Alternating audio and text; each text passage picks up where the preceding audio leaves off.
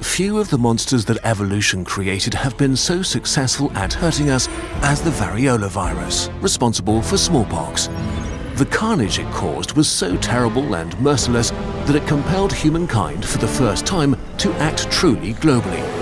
It was one of the greatest wins of our species over the ancient powers of nature, all made possible by cows.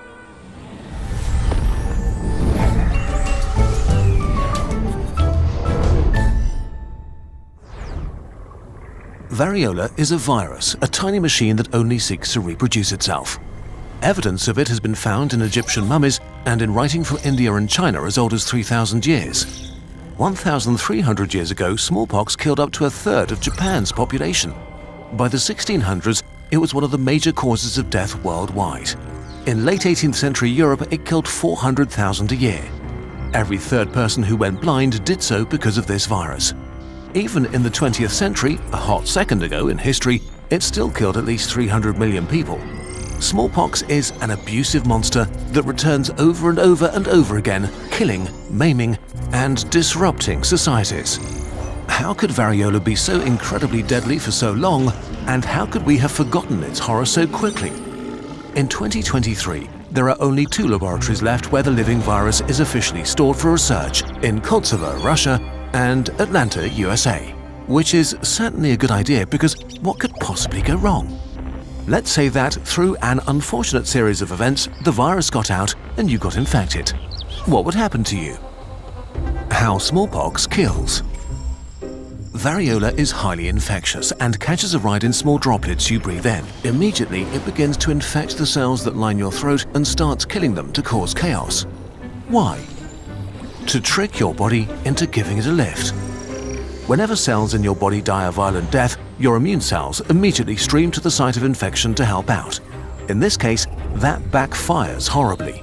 As immune cells begin cleaning up dead cells, eating viruses and killing infected cells, variola infects a crucial cell of your immune system, your dendritic cells, intelligence cells that gather information and leave the battlefield to get help.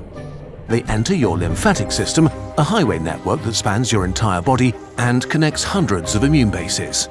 In these bases, your heavy defenses are activated and should be the last place an enemy would want to invade, but variola wants to get here. For about 12 days, the virus quietly infects civilian and immune cells, jumping from cell to cell, infecting more and more of them. At some point, a critical threshold is reached and variola starts its attack for real. Millions of viruses use the lymphatic highway to spill into your blood and organs, infecting your whole body. Suddenly, variola is everywhere. But despite this global attack, your adaptive immune system is struggling to wake up.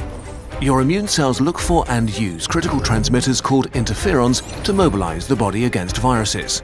Interferons, as the name suggests, interfere, significantly slowing down virus infections, but also quickly activating millions of antivirus weapons. But variola is able to deactivate interferons, which stuns the antivirus side of your defense system.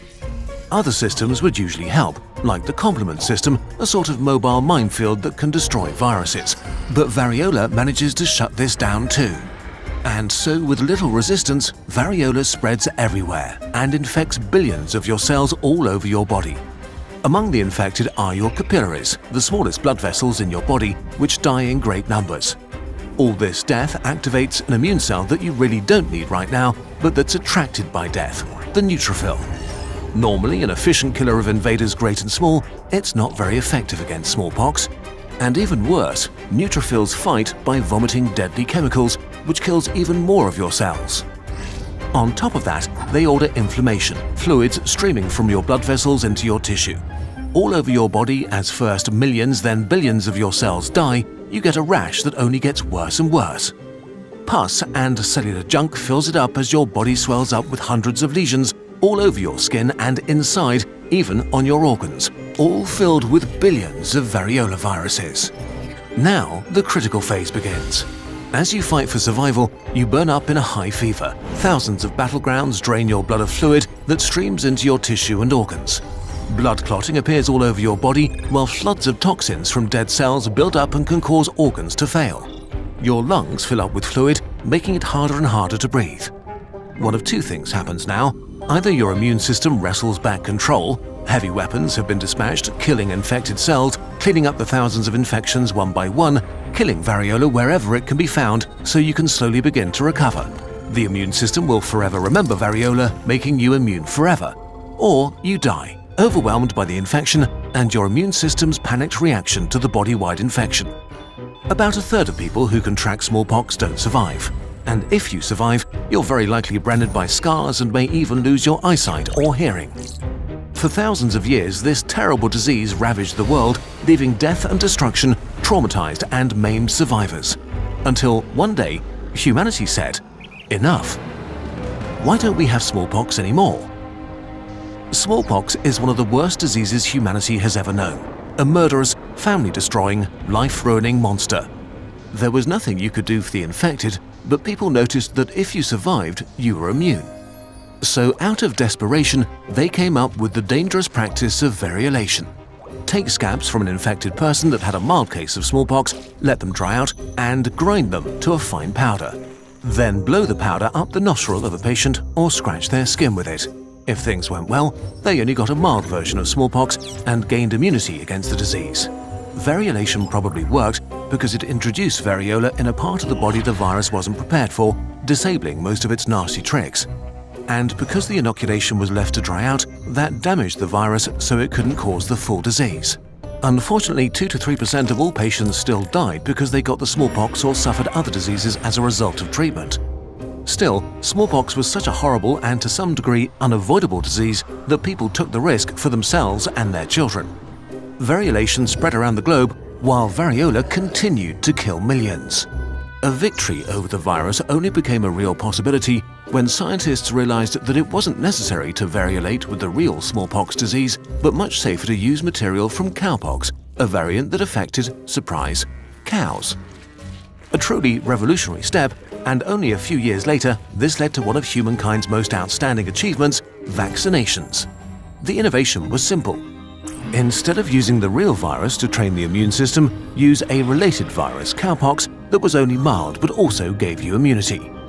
Still, it would take another 200 years, countless individuals fighting the monster where they could, delivering vaccines to the most remote places on Earth. All the while, the disease ravaged on, killing over 300 million people in the 20th century alone.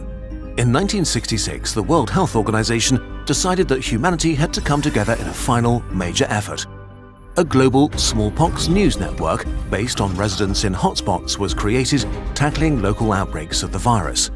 Cases were encircled, vaccines given, preventing further spread. Smallpox only infects humans, so if we stopped the human transmission chain, we would starve the virus. The last naturally occurring infection was in 1977, and in 1980, just shy of 200 years since the first vaccine was used, smallpox was declared eradicated. Variola, the scourge of humanity, was dead. No more children would be killed by it, no more mothers or brothers or uncles or cousins. It's hard to convey to people around today what an incredible win this was. One of the cruelest, most dangerous monsters that has hunted us for literally millennia was slain by us, apes with pointy needles. Today, we live in a time of enlightenment. None of us alive today are haunted by the spectre of smallpox. This light is not natural. It was set in the sky by the sheer will of humankind wanting to be safe from the monsters haunting us. But because we live without them, we forget that they ever existed and that they are real. That the diseases might reawaken, or new ones might be brewing in jungles, wet markets, or laboratories, ready to strike us once more. We forget what an incredible gift vaccines are and how hard we had to battle to get them. We are still protected by the light, but it's cooling each and every day, and we owe it to those who will come after us to make sure it doesn't go out. We killed one monster. We can do it again. This video was supported by Open Philanthropy. Do you want to continue learning about the fascinating world of biology? We've got you. Let's take a real close look at the human body. This is an arm, and this is a human cell, the microscopic stage where everything happens, where all the important battles are fought and where you are constantly built over and over again. Even though it's the smallest unit of life, the cell is extremely complex. But But don't worry, we managed to fit everything you need to know on a single poster. And in true Kurzgesagt fashion, it's easy to understand and even easier on the eyes. Grasping a complex topic is much easier when it's presented in exciting ways. The poster was researched and designed in collaboration with molecular biologist James Gurney, so it's expert approved and contains all the latest cutting-edge science about organelles, their function, and their place in the cellular world. We love bringing science into your home with our videos, and we're so excited whenever we get to do it literally. That's why we take hundreds of hours to create our science posters, all researched with care and crafted with love by us here at Kurzgesagt. We love having such a curious audience, and we want to inspire you and all the burbs in your life to learn all about biology, space, humans, and life itself. Get the human cell poster now exclusively on the Kurzgesagt shop and support the Kurzgesagt vision of sparking curiosity.